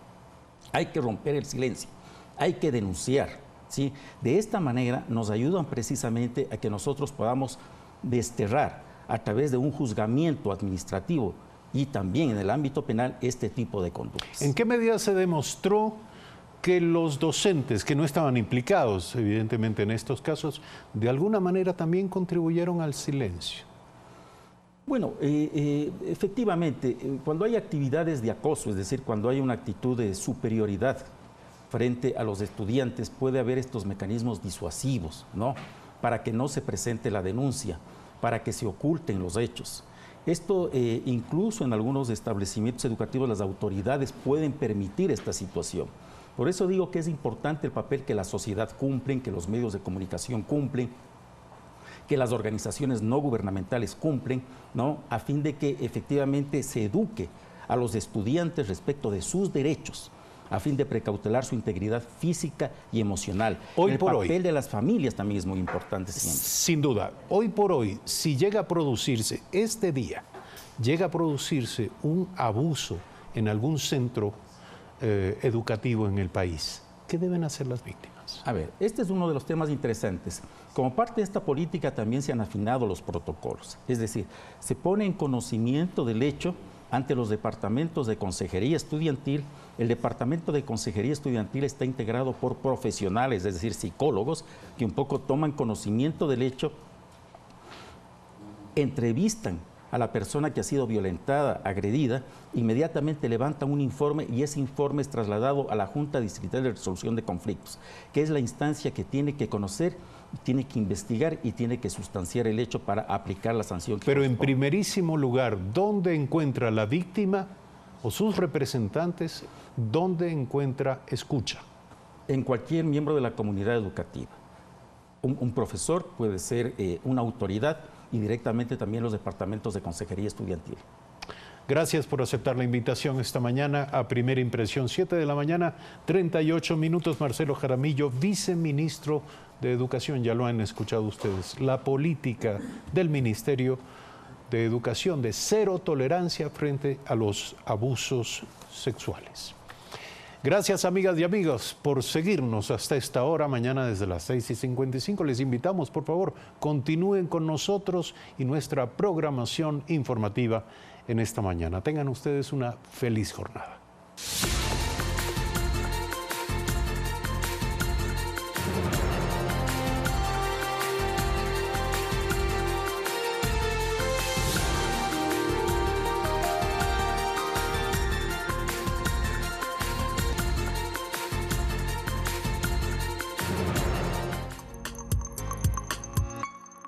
'Este martes en Memoria del Futuro', un emprendimiento de juegos tecnológicos que rescatan la identidad cultural y contribuyen al desarrollo infantil.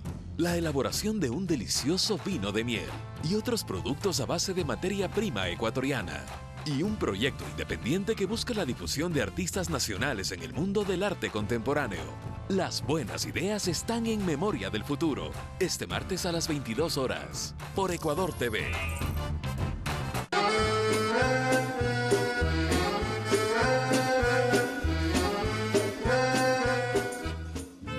Días.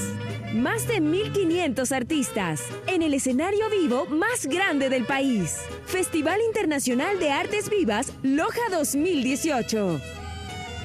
Compra Compra tus entradas en www.festivaldeloja.com. ¡Vive las artes vivas! El gobierno de todos. Música. Sentir. Es una especie de purga, de cierta manera. Un lenguaje único y universal. Es como un dolor con sonrisa. Ellos nos comparten sus canciones, sus anécdotas y emociones. Como yo nadie te ha amado es... Los ejes de mi carreta es mi canción. Esta es mi canción. Sábado 20 horas. Por Ecuador TV.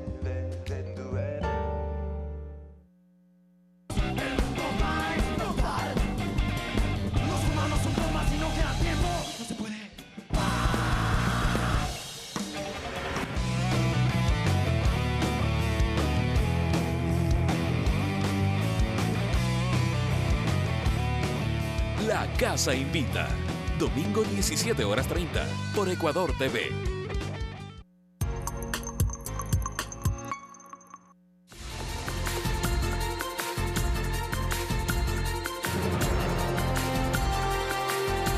Siempre es un gusto acompañarlos y por supuesto estamos ya con este segundo bloque de noticias en Telediario para revisar cómo se vivió el feriado en distintos puntos del país. Los guayaquileños que no salieron de la urbe disfrutaron de paseos fluviales. Además, el Malecón 2000 se convirtió en una galería de artesanías y cuadros que atrajo a cientos de turistas. Venga, conozca la ciudad de Guayaquil antigua y moderna, venga. Ofrecen una vista de la ciudad moderna y próspera, con un recorrido de 45 minutos desde el puerto Santa Ana hasta el puente que une a Guayaquil con la isla Santay. Pero también transportan al pasado, con la ruta de 2 horas hacia el parque histórico ubicado en el sector de La Puntilla. Me parece que esta es una actividad que no se ha perdido la tradición, viene de años a años y la gente disfruta mucho. Salir de la rutina de todos los días, como se ha hecho costumbre ir a la playa, entonces salir a este paseo es muy recreativo. El río no pierde su encanto y en este feriado se convirtió en una alternativa para los guayaquileños y visitantes que se quedaron en el puerto principal. Cerca de 50 pasajeros tuvo la embarcación en cada uno de los 8 viajes que realizó a diario, llegando a un total de casi 1.600 usuarios que disfrutaron de los paseos en los 4 días de feriado. Tiene un costo de $4, 40 minutos de recorrido. Los niños no pagan. Pero quienes prefirieron quedarse en tierra firme se concentraron en la feria artesanal, donde exhibieron llamativos productos típicos del país. Ofrecieron bisutería, calzado, dulces, medicina natural, adornos, cuadros, entre otros productos. Sí, he encontrado precios muy módicos, muy asequibles para nosotros y cosas muy creativas. Vamos a estar aquí hasta el 11 de noviembre, con horarios extendidos desde las 10 de la mañana hasta las 23 horas del día. 70 artesanos de distintas regiones del país permanecerán en la feria en el Malecón 2000, a la altura de La Perla. Alfonso Reyes Cruzati, Telediario. Y nos vamos a otra provincia, a una gran fiesta única. Gran acogida tuvo la celebración de la Mama Negra en la Tacunga, provincia de Cotopaxi. Cerca de 300.000 visitantes disfrutaron de esta tradicional comparsa declarada en 2005 como Patrimonio Cultural Intangible del Ecuador. Veamos. En la Tacunga los turistas disfrutaron del colorido multicultural y tradicional de la comparsa de la Mama Negra.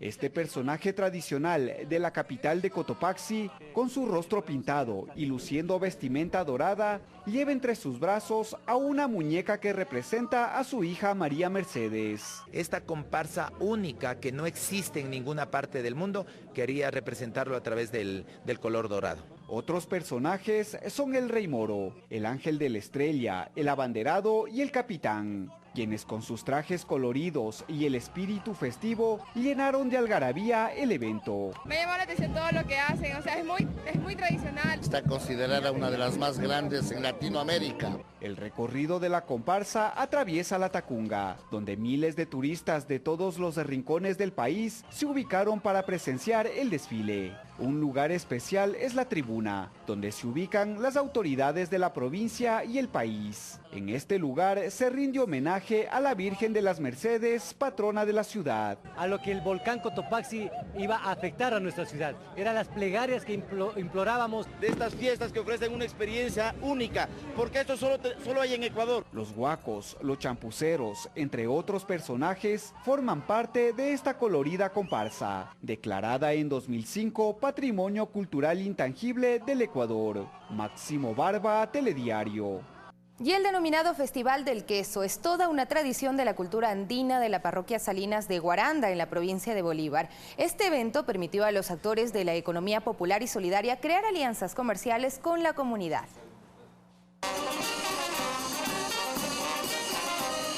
Música festiva autóctona fue la antesala de esta 9ª edición del Festival del Queso, que ya es toda una tradición en la provincia de Bolívar, en la víspera del feriado por el Día de Difuntos. Los 22 tipos de quesos están divididos en quesos semimaduros, maduros, de pasta hilada, quesos frescos y también quesos con moho. Mucha gente viene de fuera del país expresamente a conocer Salinas de Guaranda, para conocer el emprendimiento del Senarito, sus industrias, su procesamiento y obviamente los lugares turísticos que tenemos alrededor de Salinas de Guaranda. Los 50 maestros queseros mostraron a los visitantes una amplia variedad de quesos como el gruyère, mozzarella, parmesano, fresco y con especias, pero no solo eso.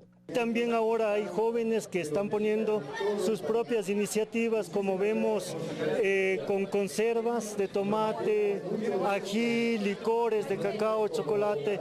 El festival, que se desarrolló en la plaza central de Salinas de Guaranda, fue además un espacio que permitió a los actores de la economía popular y solidaria crear alianzas productivas y nexos comerciales con la comunidad. Estamos aproximadamente como 3 años en esta actividad. Y bueno, últimamente hemos adquirido los registros sanitarios de turrón y de los quesos. De estimular el emprendimiento, de estimular el progreso, de estimular el desarrollo de una parroquia rural que es un ejemplo de economía popular y solidaria para el Ecuador. En 2017 esta feria recibió la visita de aproximadamente 10.000 turistas. César Eduarte, Telediario. 7 de la mañana con 47 minutos. Vamos en este momento a hacer contacto con nuestro compañero César García. En este lunes se trasladó al barrio La Mariscal, ícono de la modernidad quiteña, conocido también como la zona rosa de la capital. César, muy buenos días. Cuéntanos, ¿qué nos vas a mostrar desde este lugar? ¿Qué tal, Sofía? Muy buenos días a todos nuestros amigos de Telediario, iniciando con buena energía esta semana, un poquito fría acá en la capital. Sin embargo, esto no nos impide poder estar cerca de ustedes acá en nuestros barrios queridos. En esta oportunidad en La Mariscal, un barrio de mucha tradición, debe su nombre justamente al mariscal de Ayacucho, Antonio José de Sucre, desde 1922, pues apadrinó este nombre cuando se cumplió el primer centenario del inicio de este barrio. Como podemos apreciar, se trata de, como tú decías, un ícono de la modernidad quiteña que ha sufrido varias transformaciones a lo largo del tiempo. Acá se acogieron varias de las familias acomodadas de la ciudad capital, y también uno de sus primeros habitantes fue el poblador ilustre Jacinto Gijón y Camaño, cuyos padres construyeron una quinta aquí muy cerca, más o menos esto por 1890, y también más o menos en el año de 1918 los hermanos Mantilla decidieron construir un hipódromo nacional en los terrenos donde se proyectó aquí la construcción del barrio Ciudad Jardín. Debemos decir que La Mariscal en la actualidad es uno de los principales atractivos turísticos de varios extranjeros que vienen, se hospedan acá en las hostales en donde se han transformado varias casas coloniales que han sido preservadas. También acoge a varios artistas y, por cierto, a varios emprendimientos que vamos en pocos minutos a estarles mostrando.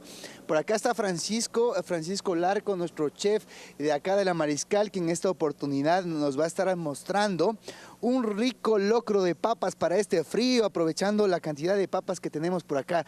En pocos minutos, ¿qué nos vas a estar preparando? Claro, muchas gracias. Vamos a preparar un locro de papa hecho a base de papas nativas, con la receta original y con la libertad de que ustedes puedan también crear un locro de autor con diferentes productos propios de aquí de Quito. Perfecto, esto en pocos minutos, cuando en Más Cerca pues les entreguemos detalles de lo que es este lindo barrio La Mariscal. Mientras tanto, tú, Sofía, en estudios, continúas con más información en Telediario. Que tengan un excelente día. César, muy buen día para ti, pues para nuestros invitados también el día de hoy en Telediario. Más adelante, en Más Cerca, junto a Diana Jacome y Arturo Barriga, pues ustedes podrán ver más detalles de estas preparaciones realmente exquisitas. Vamos a una pausa para revisar de inmediato los temas internacionales.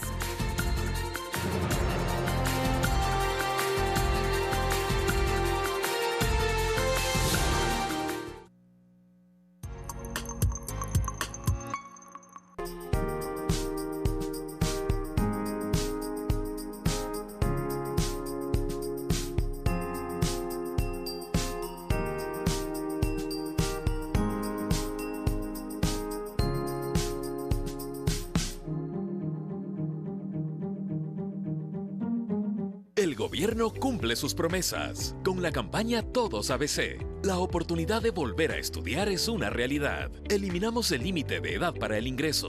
171.033 estudiantes matriculados a escala nacional. Más de 18.700 estudiantes han culminado su bachillerato. Integramos a más de 4.100 estudiantes con discapacidad. Potenciamos las habilidades y capacidades de los ecuatorianos. Promesa cumplida. El gobierno de todos.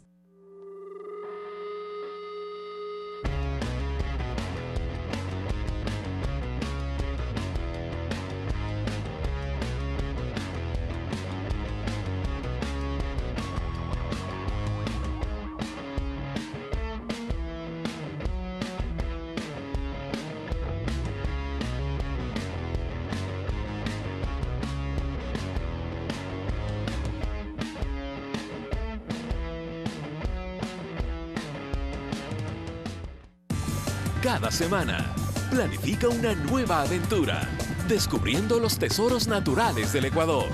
Descubre playas, volcanes, bosques y mucho más. En el viaje de la semana, todos los sábados a las 7:30 y 14 horas, por Ecuador TV.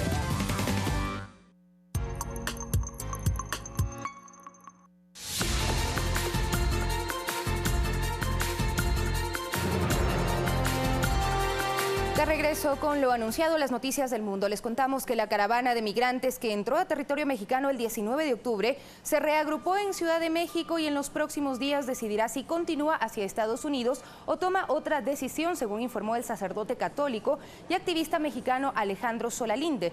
Desde mediados de octubre, miles de migrantes en caravanas conformadas en su mayoría por hondureños, pero que también incluyen a salvadoreños y guatemaltecos, avanzan hacia Estados Unidos cruzando estos países y México.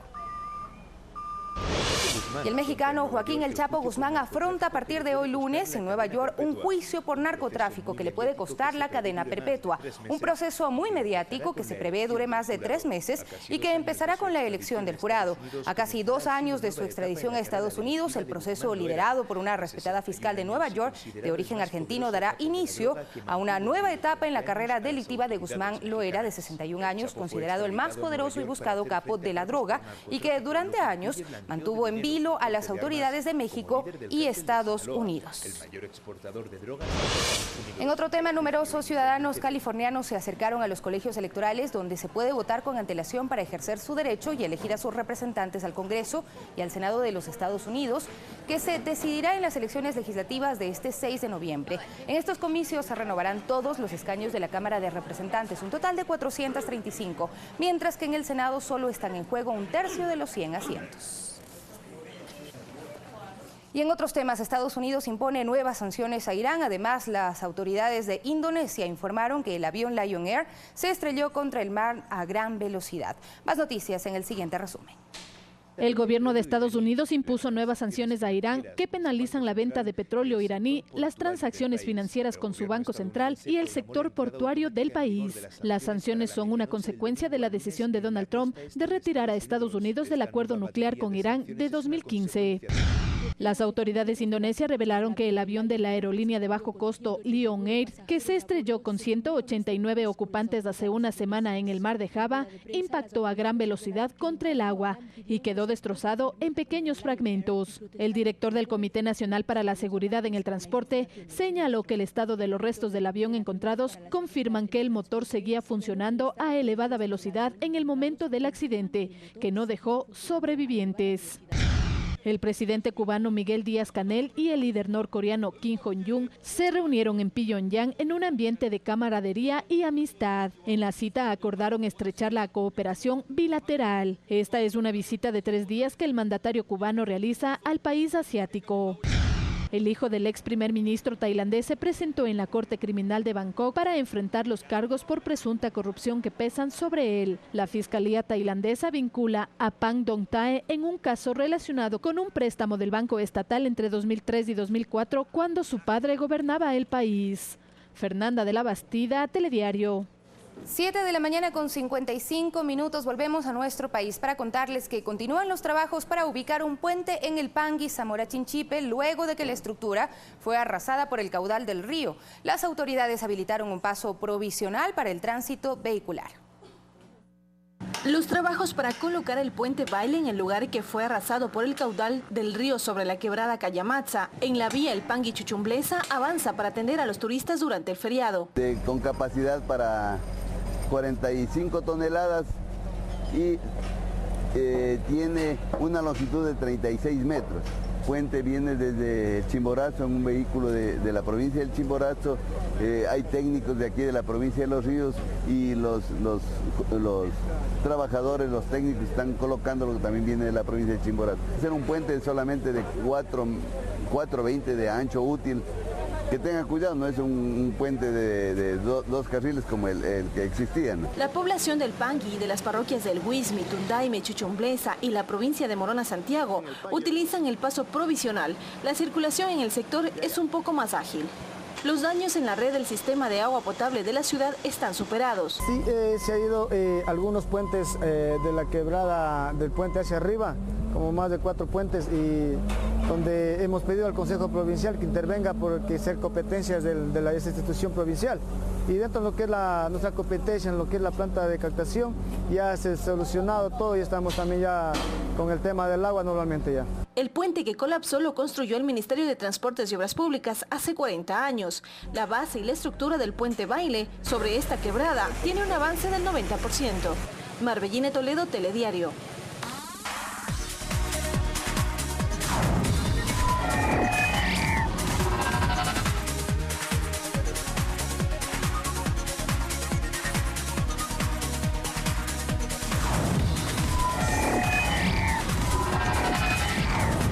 Y ahora les presentamos un proyecto gastronómico que ha sido desarrollado por 4 estudiantes del MIT, el Instituto Tecnológico de Massachusetts. Spice es un local de Boston abanderado como el primer restaurante robotizado.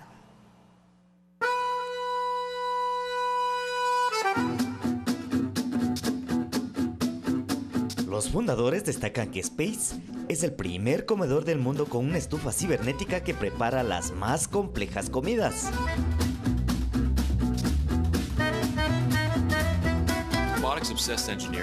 Ingenieros nos pusimos a crear una nueva forma eficiente de cocinar los alimentos. En el local, los clientes serán guiados hacia unos kioscos con pantallas táctiles donde pueden elegir su bandeja favorita. Una vez hecho el pedido, la cocina robótica pone brazos mecánicos a la obra. Nuestras comidas se cocinan como todas, volteando, lo que proporciona un sabor muy agradable. Aquí no hay chefs, ya que los platos son preparados por esta enorme máquina. Necesitaba venir a Boston para descubrir que la cocina robótica da consistencia, sabor y frescura. Todo esto se realiza ante los ojos de los clientes, quienes muestran su asombro por los avances de la nueva tecnología culinaria. Clever Guamanit, Telediario. Bueno, habrá que probar esa sazón. Dicen que no se puede reemplazar la manavita, por ejemplo, con uno de estos robots. De todos modos, ahí está, la tecnología avanza. Nosotros nos despedimos en Telediario y enseguida viene Arturo Barriga y Diana Jacome en el programa Más Cerca. Hoy se hablará acerca de la inclusión laboral de las personas con discapacidad. Conmigo es hasta aquí, a las 13 horas, más noticias en Telediario.